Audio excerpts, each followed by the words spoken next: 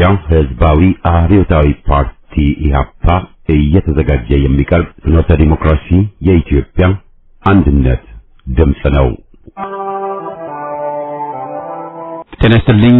እንደምን አመሻችሁ አድማጮቻችን። ዛሬ ሰኞ ሰኔ 2 ቀን 2017 ዓመተ ምህረት ነው። የደምቢ ዶሎ ዩኒቨርሲቲ ተማሪዎች የነበሩትና በአክራሪ የኦሮሞ አሸባሪዎች የታገቱት ተማሪዎች ጉዳይ እስካሁን እልባትን አላገኘም። ብዙዎቹ ልጃገረዶች የሆኑት እነዚህ የአማራ ወጣቶች ከታገቱ ሰኞ ሰኔ 2 ቀን 2081 ቀናት አለፋቸው። የወጣቶቹ ሰቆቃ ያብቃ እንበል። እስከ መቼ ድረስ በዚህ ይዘለቃል? ኧረ በዚህ ቁም፣ ያለ ሰው ይበቃል። በቅድሚያ ዜና በማስከተልም ከኢትዮጵያ ሕዝባዊ አብዮታዊ ፓርቲ ኢህአፓ የቀረበውን የህብረት ትግል ጥሪ አሰምተን የዛሬ ዝግጅታችን ፍጻሜ ይሆናል። በእስክንድር የሚመራው የወንበዴዎች ቡድን የአማራ ፋኖ በሸዋ ጠቅላይ ግዛት እዝን ጥቃት መፈጸሙ ተገለጸ። የአማራ ፋኖ በሸዋ ጠቅላይ ግዛት እዝ በማለት የሚጠራውና በመከተማሙ የሚመራው ጦር ከአገዛዙ ጋራ በመናበብ በአማራ ፋኖ ብሔራዊ ኃይል በሸዋ ቀጠና ነጎድጓድ ክፍለ ጦር ላይ ከሌሊቱ 10 ሰዓት ጀምሮ ጥቃት በመክፈት ደም ማፍሰሱ ይታወሳል። አማራ ፋኖ ህዝባዊ ድርጅት በሚል የነ እስክንድር ነጋ የብልጽግና ምስለኔዎች ታጋይ የሸዋ አማራ ወጣት እንዳይኖር ለማድረግ አገዛዙ ወገን በመሰለፍ ተጨማሪ ጥቃት ለመክፈት ሙሉ ዝግጅታቸውን ጨርሰው ኃይል እያንቀሳቀሱ እንደሆነም ታውቋል። ያሁኑ የጥቃት የፈጸመው የአማራ ፋኖ ብሔራዊ ኃይል በሸዋ ቀጠና ከሰም ክፍለ ጦር ሲሆን በዋናነት ተስፋ ብርጌድና አስራት ወልደየስ ብርጌድ መሆናቸውን ከምንጮች ገልጸውልናል። ስለሆነም የከሰም ክፍለ ጦርና የአማራ ፋኖ ብሔራዊ ኃይል በሸዋ በተጠንቀቅ ሊጠብቀው የሚመጣ ጠላት ሊያጠቃ በሚመጣው ጠላት ለመመከት ዝግጁ እንዲሆን ከወዲሁ እናስጠነቅቃለንም ብለዋል። የአማራ ፋኖ ብሔራዊ ኃይል ለሸዋ ቀጠና ትኩረት ሰጥቶ እንዲሰራም እንጠይቃለን ሲሉ መልእክታቸውን አስተላልፈዋል። በወለጋ ምድር አገዛዙ ባደራጀው የኦነግ ቡድን የቤተሰብ አባሉን ያጣ ከሀብት ንብረቱን ያጣ ወጣት ሁሉ አልፎ ከአማራ ምድር ከሸዋ ቀጠና በፋኖነት በመሰለፍ የቤተሰቦቹን ደም ሊመልስ ተገለጸ። የአማራን ስቃይ ለአንድና ለመጨረሻ ጊዜ ሲያስቆም በአማራ ፋኖ ብሔራዊ ኃይል በሸዋ ቀጠና ነጎድጓድ ክፍለ ጦር ሲታገል የነበረ ጀግና በመከተማሙ ጦር በተከፈተ ጥቃት መስዋዕትነት ተቀብሏል።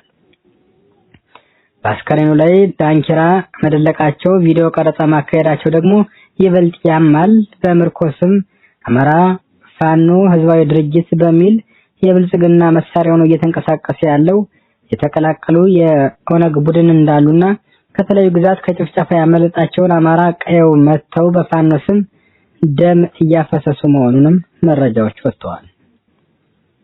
ለተከታታይ 6 ወራቶች ሲሰለጥን የነበረው የአባ ኮስትር ብርጌድ ሁለተኛ ዙር ልዩ ኮማንዶ በደማቅ ሁኔታ አስመረቀ። የአማራ ፋኖ ብሔራዊ ኃይል በጎጃም ቀጠና 8ኛ በላይ ዘለቀ ክፍለ ጦር ልምድ ያደረገው ነበልባል ኮማንዶዎች ማስመረቅ ችሏል። ከሰሞኑ ጥላት ያስፈራ ወዳጅን ያስደሰተ ታዳሚን ቁጭ ብድግ ያስደረገ የኮማንዶ ትዕሪት ያየንበት የተቀደሰ ቀን ነበርም ተብሏል። በላይ ዘለቀ ክፍለ ጦር ስር የሚገኘው ግዙፍ አባ ኮስትር ብርጌድ ለሁለተኛ ዙር ያሰለጠናቸው ልዩ ኮማንዶዎች በዛሬው ቀን በደማቅ ሁኔታ አስመርቆ ተመረቃ ስነ ስርዓቱ የአማራ ፋኖ ብሔራዊ ኃይል በጎጃም ቀጠና ስር መምሪያ ኃላፊ አርበኛ የቆየ ሞላ፣ የፖለቲካ መኮንኖች፣ 8ኛ በላይ ዘለቀ ክፍለ ጦር አመራሮችና የ9ኛ ሳሙኤል አወቀ ክፍለ ጦር አመራሮች፣ የአባ ኮስትር ብርጌድ አመራሮችና የአባ አባላት እንዲሁም የሃይማኖት አባቶችና የሀገር ሽማግሌዎች፣ የአካባቢውን ማህበረሰቦች በተገኙበት በደማቅ ሁኔታ ተመርቋል። በክፍለ ጦራችን ተመሳሳይ ልዩ ኮማንዶዎች ስልጠናዎች ወደፊት ይቀጥላሉ የሚል ሰፋ ያለ ወኔ ተሰንቋል። በመርሳ ከተማ የጸረ አማራው ብልጽግና ስርዓት አገልጋይ ካድሬዎች ላይ የሚወሰደው እርምጃ ተጠናክሮ እንደሚቀጥል ተገለጸ። በወሎ ቀጠና ልጅ ኢያሱ ኮር ስር የሚገኙ የየጁ ክፍለ ጦር ልዩ ኮማንዶች መርሳ ከተማ ስር በመግባት ህብረተሰቡ ከአቅሙ በላይ ግብር እንዲከፍል በማስገደድ የአገዛዙን ስርዓት ለማስቀጠል እየሰራ የሚገኘው የከተማው ገቢዎች ቢሮ አመራር የሆነው አቶ ሞላ ተሰሚ ያለ ምንም የመሳሪያ ኮሽታ የኮማንዶ ሳይንስ ቴክኒኮችን ብቻ በመጠቀም ገድለውት ወጥተዋል። የከተማ አስተዳደሩ ገቢዎች ቢሮ አመራሩ አቶ ሞላ ተሰሚ የብልጽግናን የሞት ስርዓት ነፍስ እንዲዘራ ለማድረግ በገንዘብ በኩል የንግዱን ማህበረሰብ ላይ ከፍተኛ ግብር በመጣል እንዲከፍሉ በማስገደድ በተቃራኒ ጸረ አማራው አገዛዝ የፋይናንስ አቅም በማሳደግ ህዝቡ ላይ የሚፈጸመውን በደል አጠናክሮ እንዲቀጥል ሲሰራ የነበረ ባንዳ መሆኑም ተገልጿል። ሰኔ 1 ቀን 1997 ዓመተ ምህረት ዝክረ ታሪክ ታስበዋል። ከ20 ዓመታት በፊት ልክ በዛሬዋ ዕለት ታሪክን የኋሊት ማየት ግድ ይላል። ከ20 ዓመታት በፊት በ1997 ዓመተ ምህረት በኢትዮጵያ ለሶስተኛ ጊዜ የተደረገው ሀገራዊ ምርጫ ውጤት መሰረቁን ተከትሎ ሰኔ 1 1997 ዓመተ ምህረት በአዲስ አበባ ከፍተኛ የሆነ ህዝባዊ እንቅስቃሴና ተቃውሞ ተካሂዷል። የምርጫው መሰረቅ ለመቃወም አደባባይ የወጡት ዜጎቻችን ላይ ፋሽስታዊ እርምጃ በአገዛዙ ስርዓት ጠባቂዎች አማካኝነት ተወስዶባቸዋል። ነገሩን ይበልጥ አሳዛኝ የሚያደርገው ሙሉ በሙሉ በወታደራዊ ትጥቅ የታጠቁ ወታደሮች አደባባይ ባዶ እጃቸውን በወጡ አዲስ አበባ ወጣቶች ላይ በአልሞ ተኳሽ የተወሰደው እርምጃ የስርዓት ልክ የለሽነት አምባገነን ባህሪ ፍንትው አድርጎ ያሳየበት ዕለት ነበር። በወቅቱ የነበረው አስከፊ ጭፍጨፋ የአገዛዙ ስርዓት ዋና መሪ የሆነው አቶ መለስ ዜናዊ የሀገሪቱ የጸጥታ ኃይሎች በሙሉ በአንድ ሰንሰለት ስር ገብቶ ተጠርነቱ በቀጥታ ለራሱ እንደሆነ በሬዲዮና በቴሌቪዥን መመሪያ አዋጅ ማስነገሩ የሚታወስ ነው። የመለስ ዜናዊና የመንግስቱ ጥሪ ተቀብለው በልዩ ስሙ የአጋዚ ጦር የሚባለው በአዲስ አበባ ቁጥሩ ቀላል የማይባል የሰው ህይወት የተቀጠፈበት በአስር ሺዎች የሚቆጠሩ ነጻነት ጠያቂዎች በአገዛዙ ስርዓት አገልጋዮች አማካኝነት ወደ ተለያየ የማጎሪያ ስፍራ በመወሰድ በዜጎቻችን ላይ ከፍተኛ ስቃይና እንግልት እንዲደርስባቸው የተደረገበት ዕለት መሆኑም ታውቋል። ሰኔ 1 ጥቁር የሰማዕታት ቀን ናት። ሰኔ 1 ቀን 1997 ዓ.ም ወያኔ ኢህአዴግ ፋሽስት የአዲስ አበባን ህዝብ የጨፈጨፈበት ቀን ነበር። ሰኔ 1 ቀን 1997 አዲስ አበባ ወጣት ደም የፈሰሰበት ቀን፣ ወላድ እናት መካን በሆንኩ ያለችበት ቀን፣ የህዝብን ድምጽ በሰረቀ መንግስት የወጣቱ ደም በወያኔ ኢህአዴግ አጋዚ ጦር ደሙ የፈሰሰበት ቀን ነው። ገዳይና አስገዳይ የነበሩ ከታች ካድሬ እስከ ላይ ባለስልጣን በወንጀል ሊጠየቁ የሚገባ ወንጀለኞች ዛሬም በስልጣን ላይ ተደላድለው ተቀምጠዋል። የቀድሞ ኢህአዴግ የአሁኗ የብልጽግና የገዳዮች የሌቦች የወንጀለኞች ምሽግ መጠለያ ሆና ቀጥላለች። ይህን ቀን መቼም አንረሳውም፣ የሰማዕታቱ ደምም ይመለሳል የሚል መልእክት ተላልፏል። የኦነግ ታጣቂዎቹ ቡለን ወረዳ ባቤን ከተማ በድንገት ገብተው ንጹሃንን መግደላቸውን አጠናክረው ቀጥለዋል። ከባንኮች ረብጣ ገንዘብ፣ ከጤና ተቋማት መድኃኒትና የሕክምና መገልገያዎች፣ ከግለሰብ ሱቆች የተለያዩ ንብረቶችን ይዘው መሄዳቸውንም የደረሰን ጥቆማ ያመለክታል። ቁጥራቸው ከ200 በላይ መሆኑን የጠቆሙት ነዋሪዎቹ 4 ሰዓት መከላከያ ሲመጣ አካባቢው ለቀው የሄዱ ቢመስሉም መከላከያ ጋር ተናበው ተቀናጅተው እንደሚሰሩ የሚያመላክት ግልጽ እንቅስቃሴ እንደታየባቸውም ታውቋል። ከ10 በላይ የፖሊስና የሚሊሻ አባላት ታጣቂዎቹ እንደተገደሉም መረጃዎች ወጥተዋል። ይህን ያክል ታጣቂ ከተማዋን ሲወራት አገዛዙ የመረጃ ዘርፍ ቀድሞ ምንም ሳያውቅ መቅረቱን የጸጥታ አካላት መላክ ባለመቻላቸው ማዘናቸው ነዋሪዎቹ አልሸሸጉም። ዋስትና አጥተናል ብለዋል። አገዛዙ አመራሩን ቀድሞ ከከተማ በመውጣት ራሱን ከጥቃት አትርፏል ያሉት ነዋሪዎቹ እኛ ግን አስጨረሱን፣ አዝነናል። አገዛዙ መረጃ ሙሉ በሙሉ ነበረው። እኛ ከመንግስት ጎን ተሰልፎ የሚያርደን የሚገድለን አካል በተቃውሞና በትጥቅ ትግል ካልሆነ በስተቀር በህግ ማስተካከል እንደማንችል ተስፋ ቆርጠናል ሲሉም ምሬታቸውን ገልጸዋል። የአውሮፓ ኮሚሽን ሲቪል ፕሮቴክሽን እና የሰብአዊ ረድኤት ማስተባበሪያ ቢሮ በወለጋና ቤኒሻንጉል ከጉምዝ አዋሳኝ አካባቢዎች ባለፉት ጥቂት ቀናት በፖለቲካና ብሔር ክፍፍል በተቀሰቀሱ በትጥቅ የተደገፉ ግጭቶች ከ11000 በላይ ነዋሪዎች ከቀያቸው መፈናቀላቸውን አስታውቋል። ቢሮው በወለጋ ሳሲጋ ወረዳ ሀሮዋታ ከተባለ ቀበሌ ብቻ 5500 ነዋሪዎች በግጭቱ መፈናቀላቸውን ገልጿል። በቤኒሻንጉል ጉምዝ ካማሺ ዞን ከወለጋ የተነሱ ማንነታቸው ያልታወቀ የተባሉ ታጣቂዎች ጥቃት እንደፈጸሙና በጥቃቱም 5900 ሰዎች መፈናቀላቸውንም ገልጿል። በአሩሲ አገረ ስብከት የጀጁ ወረዳ የኦርቶዶክስ ቤተክርስቲያን ቤተ ክህነት በወረዳው ውስጥ የሚፈጸሙ የክርስቲያኖች ግድያዎች በአስቸኳይ እንዲቆሙ ለኢትዮጵያ ኦርቶዶክስ ተዋሕዶ ቤተክርስቲያን የአሩሲ አገረ ስብከት ጽሕፈት ቤት በላከው ደብዳቤ መጠየቁን የማህበረ ቅዱሳን ቴሌቪዥን ዘግቧል። ቤተ ክህነቱ በወረዳው በአንጎደቻ ቅዱስ በዓለ ወልድ ቤተክርስቲያን ግንቦት 10 እና ግንቦት 27 ቀን የቤተ ክርስቲያኑን አስተዳዳሪ ቄስ ተስፋ አለሙን ጨምሮ 4 አማኞች ባልታወቁ ኃይሎች መገደላቸውን በደብዳቤው ላይ መጥቀሱን ዘገባው አመልክቷል። አንድ ግለሰብ ደግሞ በጥይት ተመተው በሕክምና ላይ እንደሚገኙ ቤተ ክህነት መጥቀሱን ዘገባው የገለጸ ሲሆን ቁጥራቸው ያልታወቀ ምዕመናንም ታፍነው ወደ ጫካ መወሰዳቸውንም ገልጿል። የአካባቢው ያሉ የመንግስት ሚሊሻዎች ከአካባቢው እንደሸሹና በርካታ ነዋሪዎችም ከቀያቸው እንደተፈናቀሉም ተገልጿል። ዜናው በዚያ በቃ።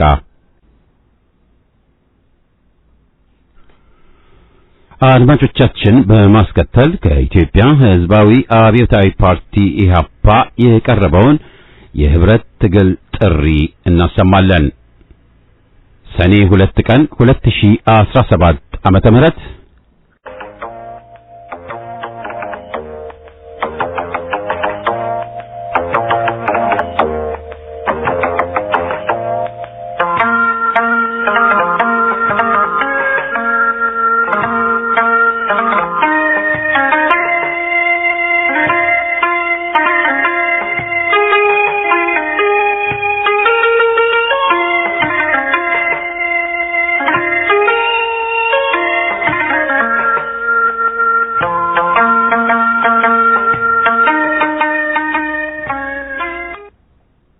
የጋራ ራዕይ የሌለው ተቃዋሚ የአምባገነን ስርዓት ሰለባ ሆኖ ይቀራል። በወያኔ ዘረኛ ቡድን የተመሰረተውና በተረኛ የኦሮሞ ዘረኞች ኦህዴድ ኦነጎች የቀጠለው አምባገነን የጎጠኞች ስርዓት በኢትዮጵያ ከተንሰራፋ ይኸው 30ውን ጨርሶ ወደ 40ኛው ገብቷል። በዘመን አቆጣጠር ሲመደብ ወደ ግማሽ ምዕተ ዓመት እየተጠጋ ነው። ይህ ዘመን በኢትዮጵያ ታሪክ ዜና መዋዕል የመከራ፣ የውርደት፣ የሐፍረት፣ የጥፋት፣ የጥቃት፣ የመቆራረስ፣ የመጥበብና የመከፈል ታሪክን መዝግቦ አስቀምጧል። የሀገሪቱ ዳር ድንበር ተደፍሯል። የነበረው የቆዳ ስፋት ተጨረማምቷል። የረሃብና የችግር፣ የእስራትና ግድያ፣ የመከራና የጭቆና፣ የስደትና የመንከራተት ዘመንም ሆኗል።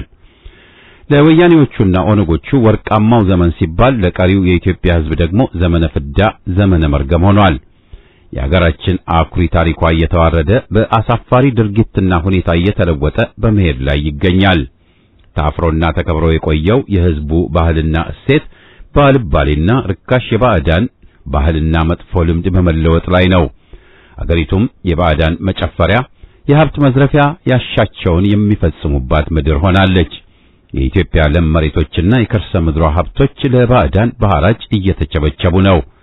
ለዚህ ጨረታ እሽቅድምድም አረብ ኤሚሬት፣ ህንድ፣ ሳውዲ አረቢያና ካታር ግንባር ቀደሙን ቦታ ይዘዋል።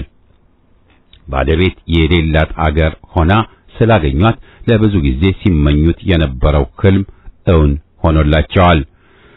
የህዝብ ጥቅም ተቆርቋሪ፣ የአገር ነጻነት ቀናኢ፣ የብሔራዊ ክብር አስጠባቂ መንግስት ባለመኖሩ አገራችን ኢትዮጵያ የወያኔ ኦነግ ጠባብ ዓላማ ማስፈጸሚያ አገር ሆናለች። ከአንድ ጎጥ የተውጣጡ የወገን ጠላቶች ከባዕዳን ባላንጣዎች በበለጠ መንገድ አገሪቷን እየጎዱ ይገኛሉ። አገር አጥፍቶ መጥፋት የማንኛውም አምባገነን ስርዓት የጋራ ባህሪው ስለሆነ የኦሮሞ ዘረኞች ኢትዮጵያን አጥፍተው እንደሚጠፉ ለኢትዮጵያ ሕዝብ ግልጽ ከሆነለት ቆይቷል። አገሩን ከዚህ ጥፋት ለማዳን ምን መደረግ እንዳለበት ደግሞ ለኢትዮጵያ ሕዝብ ስውር አይደለም። በሁለንተናዊ መንገድ ታግሎ ዘረኛውን የኦሮሞማ አገዛዝ ለማስወገድ የሁሉም ዜጋ እምነትና ፍላጎት ብቻ ሳይሆን የመጀመሪያው የትግል አጀንዳው መሆኑን በሚገባ ተረድቶታል። አምባገነን ስርዓትን ለመታገል ደግሞ የጅምላ ስብሰባ ሳይሆን አስፈላጊውን ድርጅታዊ መስፈርት አሟልቶ መደራጀትን ይጠይቃል። ተደራጅቶ መታገል ብቻ ሳይሆን ድርጅቶና ተጠናክሮ መገኘት የአምባገነን ስርዓት ዕድሜ ለማሳጠር ፍቱን መድኃኒት ነበር። ያ ግን እስካሁን እውን ሊሆን አልቻለም። ለምን? ባሳለፍነው ግማሽ ምዕተ ዓመት የኢትዮጵያ ሀገራችን በዘመነ ፍዳ ውስጥ ያለች መሆኗን እንኳንስ ዜጎቿ አስተዋይ ሕሊና ያለው የዓለም ሕዝብ ሳይቀር የሚያውቀው ሐቅ ነው። ይህ ዘመነ ፍዳ ክስተት ከደርግ እስከ ወያኔ፣ ከወያኔ እስከ ኦሮሞማው የቀጠለ በመሆኑ የሀገራችንን የመከራ ገመድ ባስከፊ ሁኔታ እንዲራዘም አድርጎታል። በዚህም ደርግ ለወያኔ ከፍተኛ ሥራ እንደሰራው ወያኔም ለኦሮሞማው እንዲሁ አድርጎለታል። የሀገራችን ባዕዳን ጠላቶች ለወያኔ ወደ ስልጣን መምጣት ካደረጉለት እርዳታና ትብብር በበለጠ ደርግም ለወያኔ ወደ ስልጣን መምጣት በከፍተኛ ደረጃ ስለተባበረው ዘላለማዊ ባለውለታ ሆነዋል። ለዚህም ሁለት መሰረታዊና የታሪክ ሐቆችን መጥቀስ ይቻላል። አንደኛ፣ ደርግ በአብዮት ስም የኢትዮጵያን አርበኞች ለሀገራቸው ከፍተኛ ውለታ የከፈሉ ጀግኖችን፣ አገር ወዳድ ዜጎችን፣ ተራማጅ ምሁራንንና ወጣቶችን፣ ሊቃውንት፣ አዛውንትን፣ የሃይማኖት መሪዎችን፣ አርሶ አደሮችንና ሰራተኞችን ሁሉ ሳይቀር ጨፈጨፈለት፣ መተረለት። አገሪቱንም ሰው አልባ አድርጎ ባዶዋን አስቀረለት። ያለ ተቆርቋሪና ተሟጋጭ አገርና ሕዝብ እንዲያገኝ እድል ሰጠው። ወያኔ በባዶ ቤት ሰተት ብሎ ለመግባት እንዲችል ሁሉንም አመቻቸለት። የደርግ መሪዎችም አገሪቷን ለወያኔ እስከ ወርቅ ማዕድኗ አስረክበውት ሸሹ። የአገሪቱንም ብሔራዊ ምስጢሮች እንዳለ አስረክበውት ጠፉ። ለወያኔ ከደርግ የበለጠ ባለውለታ የለውም። ልክ ለኦሮሞማውም ከወያኔ የበለጠ ባለውለታ እንደሌለው ሁሉ። ሁለተኛ፣ ደርግ የኢትዮጵያን ከፍተኛ የመከላከያ ሰራዊት አዛዥ መኮንኖችን እንደ ጭዳ አረደለት። በአገሪቱ ሀብት የተማሩትን የጦር መኮንኖችና ባለሙያዎች ረሸነለት። በአገር ፍቅር ተወዳዳሪ ያልነበረውን የኢትዮጵያ መከላከያ ኃይል አፈረሰለት። በቢሊዮን የሚገመት የአገሪቱ ሀብት የፈሰሰበትን የጦር መሳሪያ ለወያኔ አስረክቦት ሄደ። ይህን በደል ልብ ብለህ አስታውስ የኢትዮጵያ ሕዝብ። ከዚህ በኋላ ለወያኔና ለኢትዮጵያ ጠላቶች ሁሉም ተመቻቸላቸው። ወያኔና ተባባሪዎቹ የኢትዮጵያን ብሔራዊ ሀብት ለመዝረፍ መልካም ዕድል አጋጠማቸው።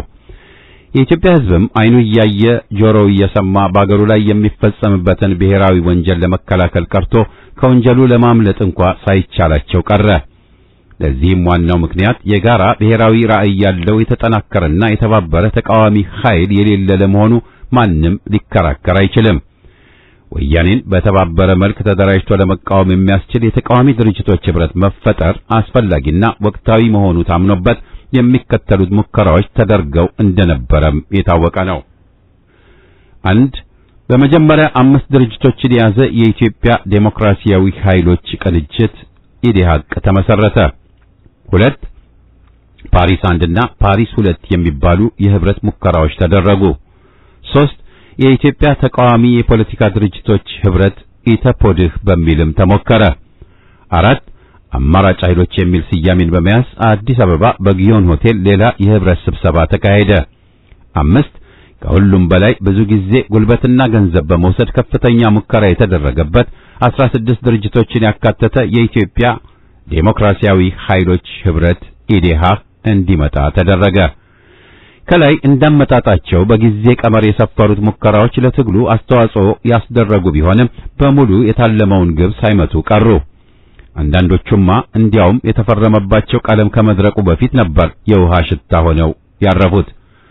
የእያንዳንዳቸውን የታሪክ ሂደትና ያከሳሰማቸውን ምክንያት ለመዘርዘር የዚህ ሀተታ ዓላማ ስላይደለ ወደዚያ አናተኩርም።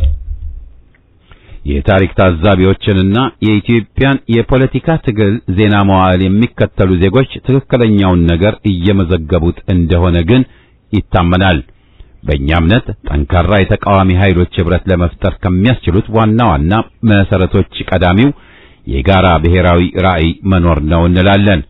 እስካሁን ይህ የጋራ ብሔራዊ ራዕይ ያለመኖር ጠንካራ የተቃዋሚ ኃይል ህብረት እንዳይፈጠር የራሱን አስተዋጽኦ አድርጓል ማለት ይቻላል። ይህን የጋራ ብሔራዊ ራዕይ ማጣት ጠንካራ የተቃዋሚ ኃይል እንዳይፈጠር ዋናው ምክንያት መሆኑን እንደተጠበቀ ሆኖ የሚከተሉት ጉዳዮችም ቀዳሚ ብሔራዊ አጀንዳ መሆን የሚነፈጋቸው አይሆንም። 1 ማንኛውም ድርጅት ወደ ህብረት ጉባኤ ለመሄድ ከመዘጋጀቱ በፊት የስብሰባው አጀንዳ የኢትዮጵያን ብሔራዊ ጥቅም ማዕከል ያደረገ መሆኑን ማረጋገጥ አለበት። 2 ይህ ማለት የኢትዮጵያ ህልውና፣ የግዛት ልዕልና፣ በእኩልነት ላይ የተመሰረተ የዜጎቿ ነጻነትና አንድነት እንዲሁም ዴሞክራሲያዊ ስርዓት ማለታችን ነው። 3 በተራ ቁጥር 1 እና 2 የሰፈሩትን መሰረታዊ ጉዳዮች አምኖና ተዘጋጅቶ መገኘት የጋራ ብሔራዊ ራዕይ ለመኖር የመጀመሪያው እርምጃ ነው። ይህ ደግሞ ለኢህአፓ አልፋና ኦሜጋ ነው። አይከፍሉ መስዋዕትነት እየከፈለ የታገለበት አሁንም የሚታገልበት ብሔራዊ ራዕዩ ነው። 4 የድርጅትን መሰረታዊ መስፈርቶች አሟልቶ መገኘት ለህብረት ትግል ወሳኝ መሆኑን ሁሉም ሊገነዘበው ይገባል።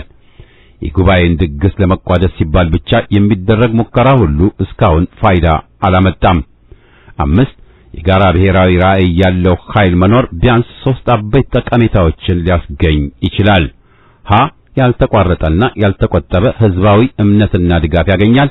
ለአምባገነን ስርዓት ሰለባ ከመሆን ያድናል። ይህንንም ካደረገ ለቆመለት ህዝብና ሀገር መከታ ይሆናል። ሐመሩሃ በራሱ ኃይል ተማምኖ የህዝብንም ሁለንተናዊ ድጋፍ አግኝቶ ስለሚታገል የአምባገነኖችን ዕድሜ ባጭሩ ይቀጫል። ኦሮሞማውን እስከ አስከፊ ስርዓቱ ለማንበርከክ ላለፉት 34 ዓመታት የሆነውን ሂደት በሚገባ መርምሮ በአዲስ ስልት ፈርጀ ብዙ ትግል ማካሄድ ወቅታዊ የህዝብ ጥያቄና አገሪቱም የምትጠብቀው ብሔራዊ ጥሪ ነው። ይህን ህዝባዊ ጥያቄና ብሔራዊ ጥሪ ለመመለስ የሚቻለው ደግሞ የጋራ ራዕይ ያለው ኃይል ሲፈጠር ብቻ ነው። ይህን እውን ለማድረግ ይቻል ዘንድ ኢህአፓ ህልውና ያላቸውን አገር ወዳድ ኃይሎች ጥሪ ማድረጉ የሚታወስ ነው። ቀደም ሲል በወያኔ ቀጥሎም ያንኑ ዘረኛ ስርዓት ያስቀጠለው የኦሮሞማ አረመኔ አገዛዝ ሰለባ የሆኑት ክፍሎች አበክረው እንዲያስቡበት ጥሪያችንን ዳግም እናስተላልፋለን። የኢትዮጵያ ብሔራዊ ጥቅም ማዕከል ያደረገ ህብረት አሁኑኑ ይቋቋም። ድል ለኢትዮጵያ ህዝብ ትግል!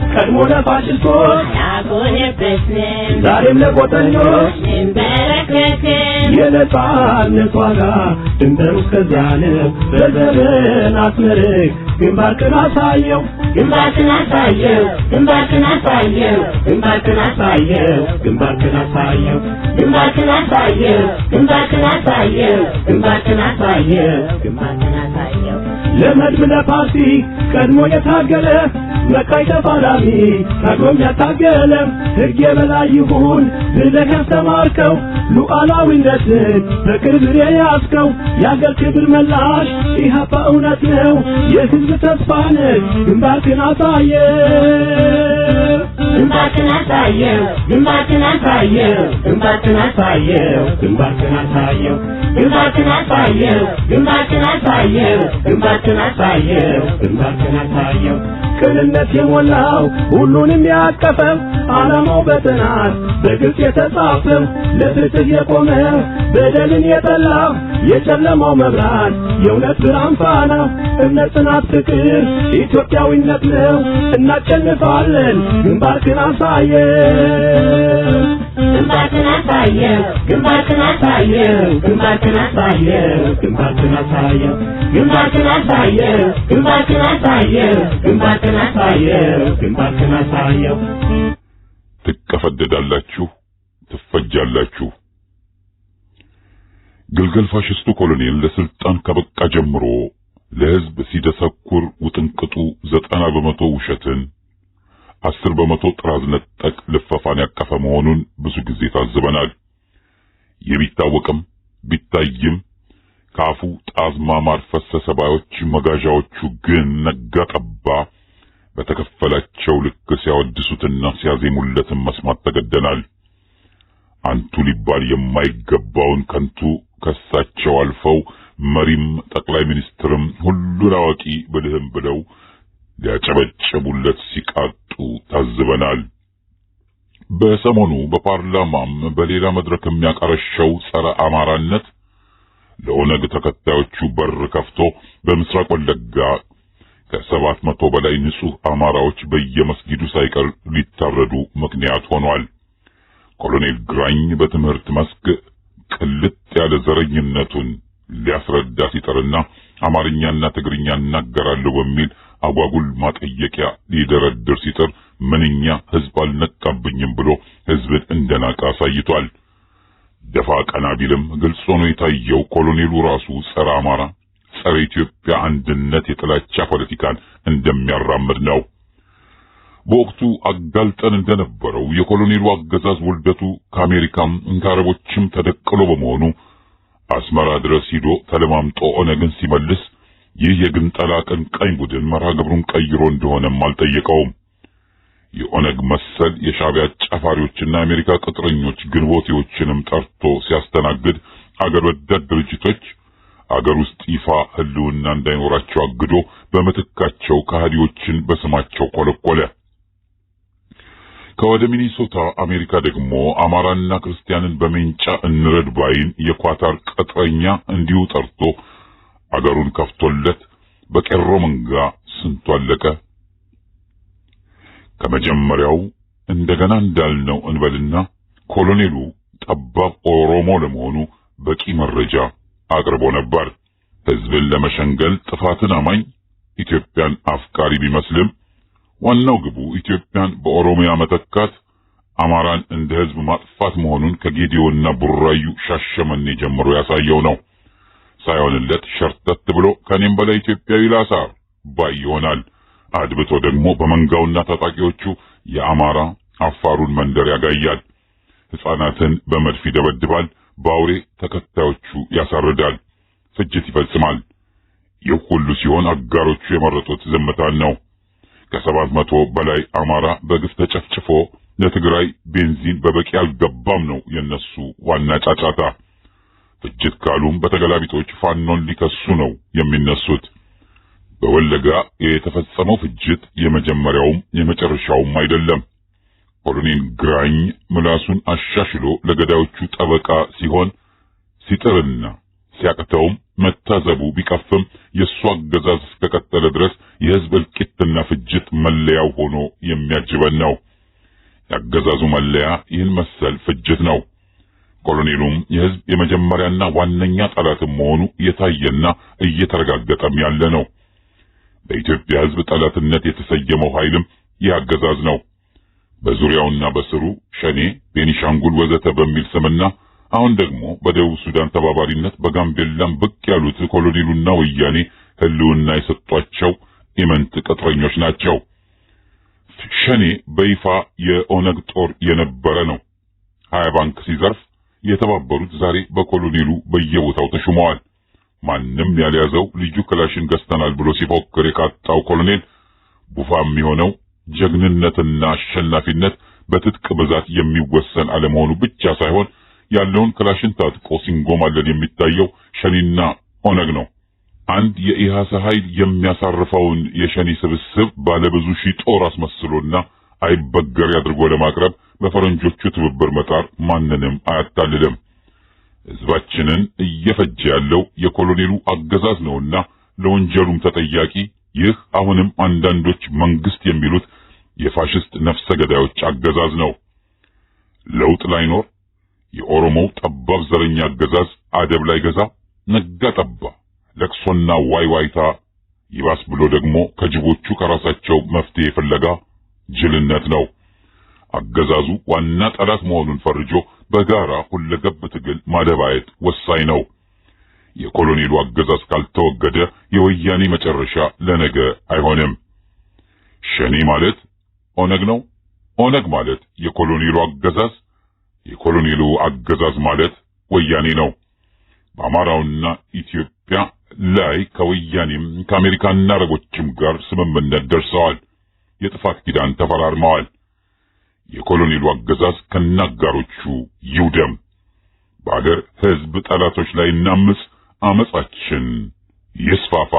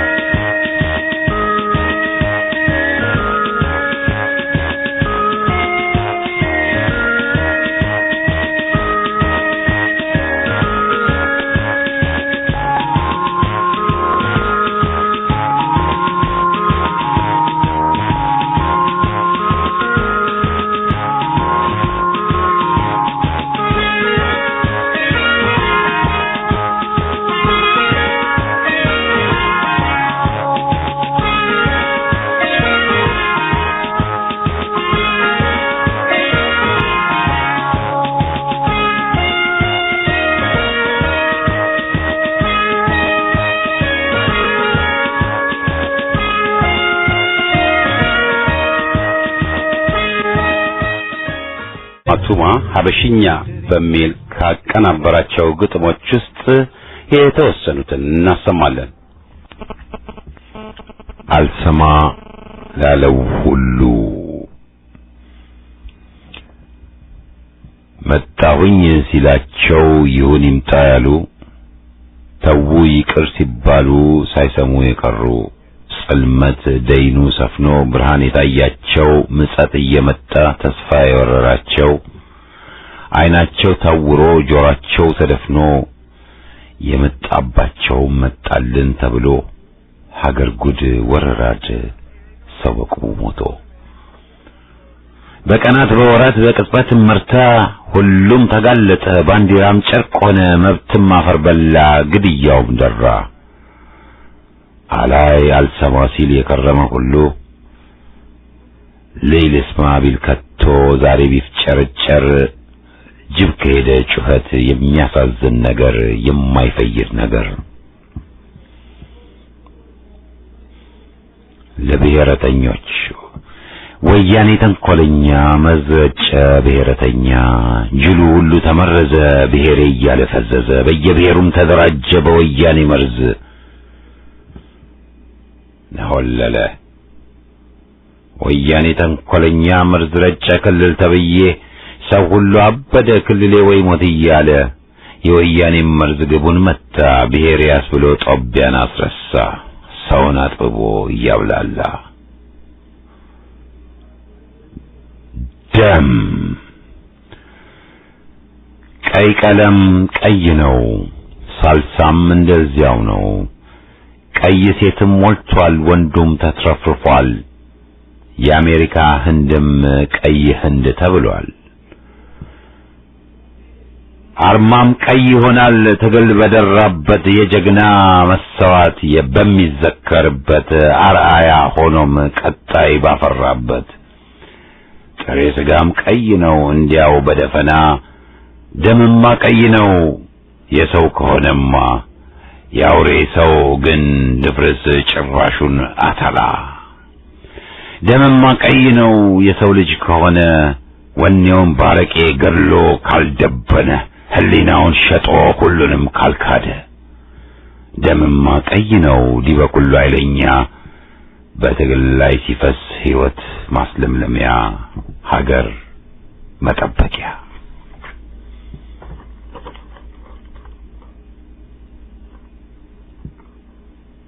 ሰላም ወያኔ እጆች ለጠመንጃ ለመብቴ ላገሬ ብሎ መነሳቱ ጦረኝነት ሆኖ ጸረ ሰላምነት በሚልም ተወግዞ ባዶ እጄን ብሰለፍ መብቴ ብዬ ብጮህ ለአንድነት ብቆም በሰላም ለሰላም ልታገል ብሞክር ጦርነት ሰሪዎች የልቄት ፋብሪካዎች ጣቶች ቃታ ይሳቡ ብለው አዘዙብኝ ሬሳ ከምረው ከአርባ ብቡ ጎንደር ከጌዲዮ ወተር በአዲስ አበባ ጭምር በኮሌጅ በመስጊድ ሬሳ ከምረው ንጹሃንን ገድለው ሰላም ወያኔን በገቢር አስረዱኝ ጦረኛ ነህ ብለው ጦሩን ሰደዱብኝ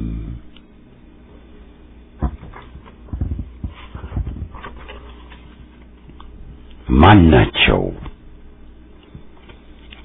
ምግብ በሞላበት ጥላቻ የሚበሉ ታሪክ ሳይረሳ ሐቅም ሳይቀበር ቅጥፈት የመረጡ አብረው ያበጁትን አልሰራንም ያሉ ማንነታቸውን ለመጣፈ ታሪክ ሰርዘው የቆሙ በሰውነታቸው ጭራሽ እምነት ያጡ ጽንፍ ተወንጭፈው ወገንን የከዱ ፍቅርን አስወግደው ጥላቻን ያቀፉ ሲጋባ ሲዋለድ ዝንተ ዓለም ተዛምዶ አብሮ የኖረውን በልዩነት እሳት እየለበለቡ በአዳም ካልሆነ ንክኪ የለንም ባድነህ ሌላ ሰው ብለው የሚያራርቁ ከድጡ ወደ ማጥ ከምጣድ ወደ እሳት ሁሌ የሚገቡ እግር ጤና ሆኖ መዳህ የሚቀናቸው ያሶሳ በደኖ ደም ያከረፋቸው የታሪክን መብራት በጥላቻ አቅልተው መለስ ሲጣላቸው አስመራን ለምነው በስም ብቻ አንበሳ በግብር ግን ቀለው አለን አለን ብለው እንደ ጤዛ ተነው ጉልበተ ቄጠማ ብርሃነ ዳፍንት ሆነው የሚገኙ ምግብ ባልጠፋበት ጥላቻን ወጥቀው የሚቅበዘበዙ ማናቸው እኒህ ጉዶች? ተርፎ ፍቅር፣ አንድነት በቂም በቀል ጠኔ መሞት የመረጡ